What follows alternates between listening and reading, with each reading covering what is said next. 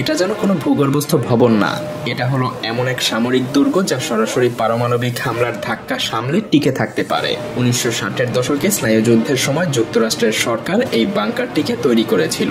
2000 foot পাথরের নিচে লুকিয়ে থাকা এই স্থাপনাটা কোনো সাধারণ জায়গা না, এটা নর্থ আমেরিকান এরোস্পেস ডিফেন্স কমান্ডের অত্যন্ত গুরুত্বপূর্ণ একটা কমান্ড সেন্টার। এখানে প্রবেশের জন্য আছে বিশাল ধাতব দরজা, যার প্রতিটা 25 টনেরও বেশি ওজনের।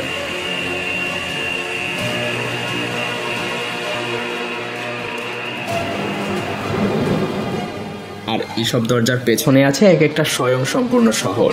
রয়েছে বিদ্যুৎ উৎপাদনের ব্যবস্থা, বিশাল পানির ট্যাঙ্ক, বায়ু পরিশোধনের প্রযুক্তি, এমনকি কয়েক মাস টিকে থাকার মতো খাবারের মজুদ।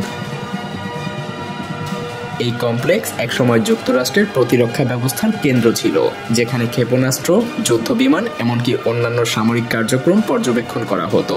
যদিও এটা এখন আগের মতো আর ব্যবহার হয় না, তবে এখনো এটা একেবারে চালু আছে এবং জরুরি মুহূর্তে যে কোনো সময় এটা আবার সক্রিয় হয়ে উঠতে পারে। সেই সাথে এটা এক বিশাল রহস্য, যেখানে ঢোকার অনুমতি কেবলমাত্র নির্দিষ্ট কয়েকজন সরকারি কর্মকর্তাদেরই আছে। আর এই গোপন সামরিক দুর্গ আজও অনেক প্রশ্নের জন্ম দেয় যে এখানে ঠিক কি কি চলছে, আর সেসব খুব কম মানুষই জানে।